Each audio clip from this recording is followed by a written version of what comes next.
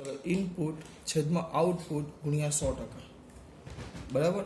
એટલે આપણે છેદમાં ઇનપુટ આવશે ઉપર આઉટપુટ છેદમાં ઇનપુટ ગુણ્યા 100%. ચલો કેટલું આપ્યું છે બોલો હવે રકમમાં છે એટલે અંદાજો આવવામાંથી કરે રકમમાં જ્યારે તેના પ્રાથમિક કૂતરાને 200 વોલ્ટનો સપ્લાય લાગુ પાડવામાં આવે ત્યારે તેમાંથી પસાર થતો પ્રવાહ 5 એમ્પિયર છે.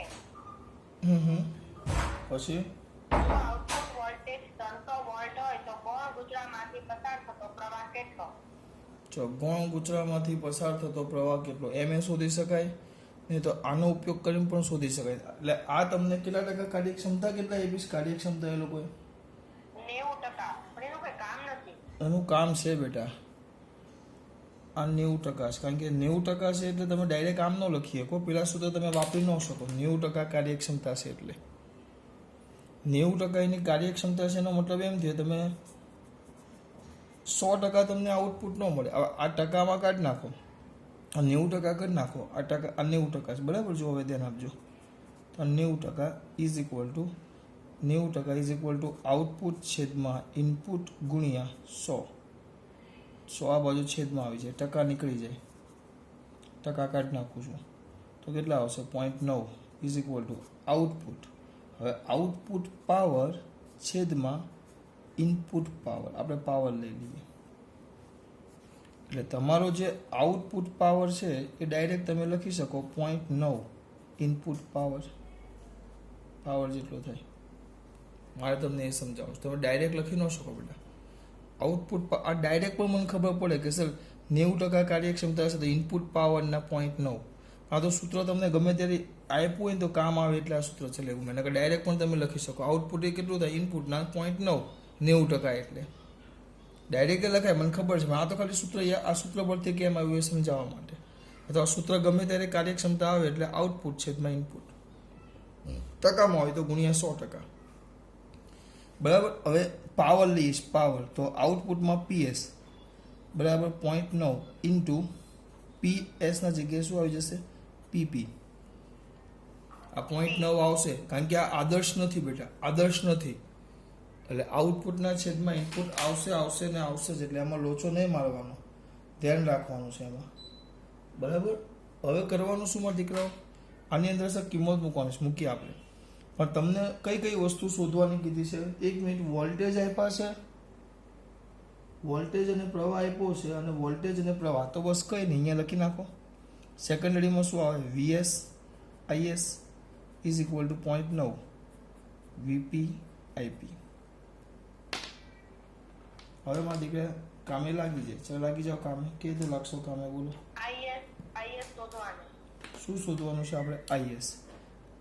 IS શોધવાનું. જો આ આપેલું છે, આ આપેલું છે, આ આપેલું છે, આ આપેલું છે, આ શોધવાનું છે. એને સૂત્ર ન કરતા નકર આપણે આમ કેવું થાય ખબર કે આદર્શ લખેલું હોય ને આદર્શ, તો તમે પેલા સૂત્ર વાપરી શકો VS IS is equal two VP IP. એટલે પેલું વિપુલ સાપ અને IPS વિપુલ એમ લખી શકાય એ રીતે. પણ આમાં ન વાપરી શકાય બેટા, ધ્યાન રાખજો. આ રમત નથી કરતો હું, આ સમજાવું છું, ધ્યાન આપજો ખાસ. ચલો 150 બોલો 150 દીકરા. ટ્રાન્સફોર્મરના પ્રાથમિક અને ગૌણ કૂતરાઓમાં અનુક્રમે 5 અને 10 આતાઓ છે. 1 મિનિટ. પ્રાથમિક અને ગૌણ, પ્રાથમિક NP 5 અને ગૌણ NS 10. આગળ આજ શાંતિથી મેન આ જ લખવાનું છે. પછી મારા દીકરાઓ જ્યારે તેનું અન્યોન્ય પ્રેરકત્વ 25 હેનરી, અન્યોન્ય પ્રેરકત્વ 25 હેનરી. આગળ હા તો આ બંને કૂતરાઓમાં અનુક્રમે આતાઓની સંખ્યા 10 અને 5 હોય ત્યારે મળતું અન્યોન્ય પ્રેરકત્વ કેટલું? NP અને NS શરૂઆતમાં અન્યોન્ય પ્રેરકત્વ કીધું. અન્યોન્ય પ્રેરકત્વ એ કેટલું કીધું શરૂઆતમાં 25 હેનરી, બરાબર. એને આપણે M કહેતા, M શરૂઆતમાં M. પછી આટાઓની સંખ્યા કેટલી કીધી બેટા? 10 અને 5. આટાઓની સંખ્યા કીધી છે 10 અને 5. આંટાઓની સંખ્યા 10 અને 5 NP છેદમાં NS 10 અને આ છે 5. તો ત્યારે તમને અન્યોન્ય પ્રેરણા શોધવાનું કીધું છે અને M1 કહી દો, પહેલો કિસ્સો, બીજો કિસ્સો શોધવાનું કીધું છે. હવે એક સિમ્પલી યાદ હોય તો આપણે છેલ્લે પેલું સૂત્ર ચલાવેલું યાદ, મારા દીકરાઓને કદાચ યાદ હોય તો, બે ગુચરા હોય, બે ગુચરા બાજુમાં હોય, યાદ કરો, બે ગુચરા, એક આવો મોટો ગુચરો હતો, એની અંદર જ નાનો ગુચરો આપણે મૂકેલો. જૂની ચોપડીમાં બોર્ડમાં એકવાર પૂછાઈ ગયેલો દાખલો છે આ, અને નવી ચોપડી પ્રમાણે જુઓ તો પેલો થિયરી છે, મેં તમને ચલાવેલી, આ છેલ્લે ચલાવેલી છે, બાકી સિલેબસ પૂરો કરતા ત્યારે એનું આપણે છેલ્લે અન્યોન્ય પ્રેરક તો આપણે આનું મેળવેલું M. તો M ઇઝ ઇક્વલ ટુ આપણે મેળવેલું મ્યુ, યાદ કરો, આંટા 2 N1 N2 અને A નાના આડછેદનું ક્ષેત્રફળ, આનું ક્ષેત્રફળ A, મોટા હાથે લેવા દેવા નહીં, બાય એની લંબાઈ L. આ હતું. સર ટ્રાન્સફોર્મરમાં આવું થોડું હોય, ટ્રાન્સફોર્મરમાં આવું હોય જ ને બેટા. આપણે એક ટ્રાન્સફોર્મર ભણ્યા, યાદ કરો, બે પ્રકારના ટ્રાન્સફોર્મર આવે, એક તો આપણે જે દર વખતે દોર્યો હોય અને એક આવો વચ્ચેવાળો, જેમાં અહીંયા બે જ ગુચરા આવે, આમ બ્લુ પણ હોય આમાં, અને એની ઉપર જ લાલ હોય, એટલે આવી આકૃતિ થઈ જાય, એક જ જગ્યાએ હોય. તો આમાં તમે અન્યોન્ય પ્રેરણા M જોશો, M તો M ચલે છે N1 N2, આ સૂત્ર યાદ રાખવાનું બેટા. બસ પછી આ M ને M1 આપ્યું છે, આ પહેલા કિસ્સાના છે, અને બીજા કિસ્સાના M2 શોધવાના તમારે, M2 by M1 is equal to, તો આને ડેશ કરી દઈએ, અલગ કરવા પડશે ને, ઉપર કરતાં અલગ કરવા ડેશ, તો શું આવશે NP NS છેદમાં NP NS, પછી કિંમત મૂકી દેજો 50 10 ને 5 50, બે એક હરકત થશે. હા, તો કોઈ ફરક ન પડે, કારણ કે આ એ આધાર રાખે આ બંનેના આંટાઓની સંખ્યા પર. તો બંનેના આંટા તો એમને એમ જ છે, એટલે પહેલાં 25 હતું એટલે પછી પણ 25 જ આવશે, કારણ કે આ ગુણોત્તર જો 5 ગુણ્યા 10 50, 10 ગુણ્યા 5 50, 50 છેદમાં 50 એટલે 1, એટલે એનો મતલબ એમ થશે M2 બરાબર M1. એટલે જેટલું આ તો આપણે સાબિત પણ કરેલું, જેને મેં કીધેલું રેસિપ્રોસિટી થિયરમ, કે પહેલા વડે બીજા પર જેટલું આવે એટલું જ બીજા વડે પહેલા પર આવે, બંને વડે એક સરખું જ ઉત્પન્ન થાય, એટલે જેને કહેવાય રેસિપ્રોસિટી થિયરમ. બરાબર બેટા, આ વસ્તુ ધ્યાન રાખજો. મારે તો બીજું કાંઈ નહીં, મારા માટે આ અગત્યનું હતું આ સૂત્ર. ચલો 151.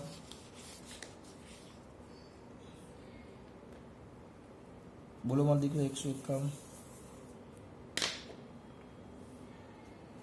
ટ્રાન્સફોર્મરની સેકન્ડરી કોઇલમાં પ્રેરિત થતું એસી વોલ્ટેજ મુખ્યત્વે ખાલી જગ્યા.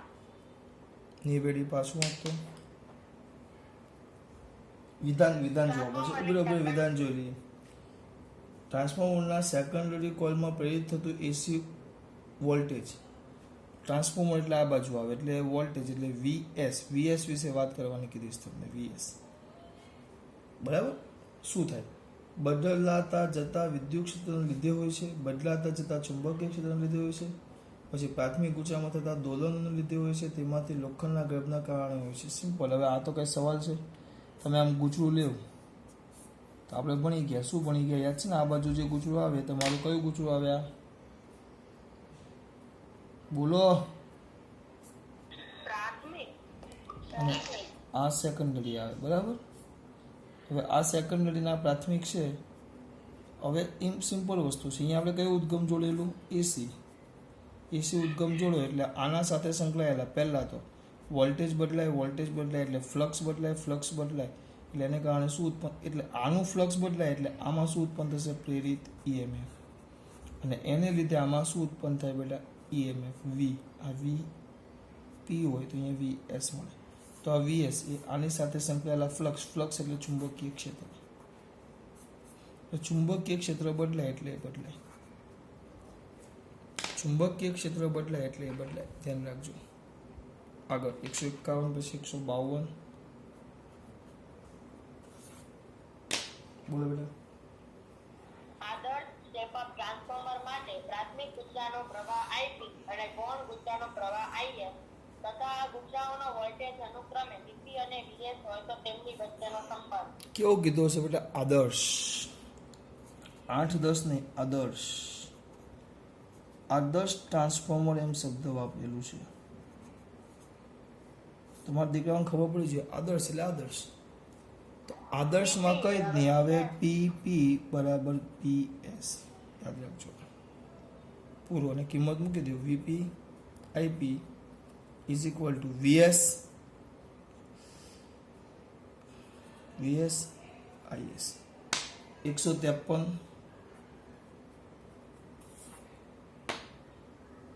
બોલો બેટા. એક ટ્રાન્સફોર્મરની કાર્યક્ષમતા 80% છે જો તે 100 વોલ્ટ અને 4 કિલો વોટ પર કાર્ય કરતું હોય અને કોણ ગુચરામાં જો તે 100 વોલ્ટ અને 4 કિલો વોટ પર કાર્ય કરતું હોય એક મિનિટ. 100 વોટ અને 4 કિલો વોટ વધતી ને પછી આગળ વાંધો. અને ગૌણ ગુચરામાં મળતો વોલ્ટેજ 240 વોલ્ટ હોય તો પ્રાથમિક ગુચરામાં વહેતો પ્રવાહ. બહુ બધી વસ્તુ એવું જો પી પહેલા પી પણ આપેલું છે. પી કેટલો કીધો છે? 4 kilo 4 kilo watt 4 kilo watt એટલે 4000 વોટ થાય. પછી એનો વોલ્ટેજ કેટલો કીધો છે? VP 100 watt. કોણ ગુચરાનો વોલ્ટેજ કીધો છે? VS 240 watt. અને તમને શોધવાનું કીધું છે તો ગુચરામાં વહેતો પ્રવાહ. ગુચરામાં વહેતો પ્રવાહ એટલે કયા? પ્રાથમિક ગુચરામાં. આઈપી શોધો. કેટલી બધી વસ્તુ આપી જો ગુચરામાં, પ્રાથમિક ગુચરામાં. આમ સવાલ જોઈને તો આપણે એમ થાય ઓહો. તમે એવું કરો ખબર? આ સવાલમાં પણ જો આઈપી શોધવાનું કીધું છે. આઈપી મેન વસ્તુ અહીંયા તેને એટલા બધા વિચારો પણ કઈ વિચાર કરવાના જ નથી. આપણું સાદું સૂત્ર મૂકી દેવાનું કે PP is equal to VP IP. બસ પૂરું. આઈપીનું સૂત્ર કરતા બનાવી દઉં. પીપી ઇઝ ઇક્વલ ટુ તો વીપી આઈપી. આઈપીનું સૂત્ર કરતા બનાવો 2 મિનિટમાં. કાર્યક્ષમતાનું કામ. કાંઈ એટલે તો બેટા કેવું છું નથી કાર્યક્ષમતાનું કોઈ કામ નથી, વીએસનું કોઈ કામ આ દાખલા માટે. પણ આની જ જગ્યાએ જો એ લોકોએ સવાલ થોડોક ચેન્જ કરીને આઈએસ કહી દીધું હોત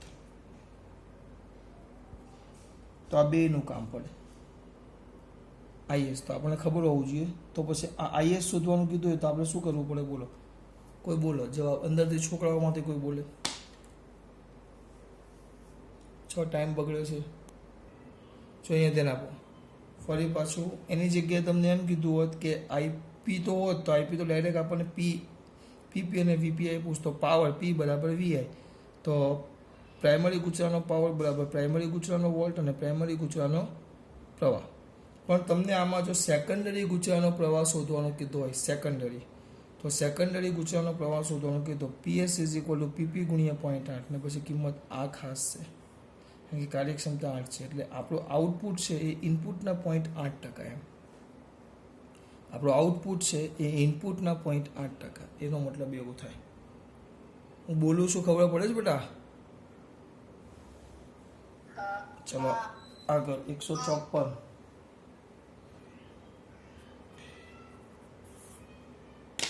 બોલ બેટા.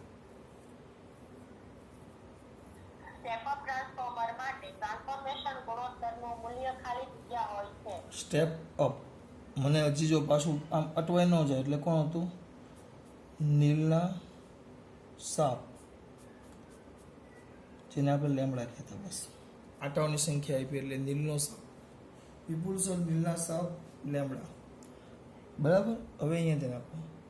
આ લેમડા તો હવે તમને સ્ટેપ અપ કીધો છે. સ્ટેપ અપ એટલે મારા દીકરાને તરત પાછું યાદ આવવું જોઈએ. સ્ટેપ અપ તો NS ગ્રેટર દેન NP તો NS છેદમાં NP ગ્રેટર દેન 1 એટલે આ તો લેમડા છે તો લેમડા ગ્રેટર દેન 1. આગળ લેમડા. હવે પાછું એ લોકોએ આલ્ફા આપ્યો છે તો ટ્રાન્સફોર્મેશન ગુણાને આલ્ફા કીધો છે. આપણે ગેમમાં આપણે શું કીધેલું છે નવી ચોપડીમાં? આગળ તો લેમડા જ છે. આ તો વાંધો નહીં. આપણે ટ્રાન્સફોર્મેશન આ લેમડા 1 કરતાં મોટો આવે એટલું યાદ રાખજો બરાબર. ચલો હવે આગળ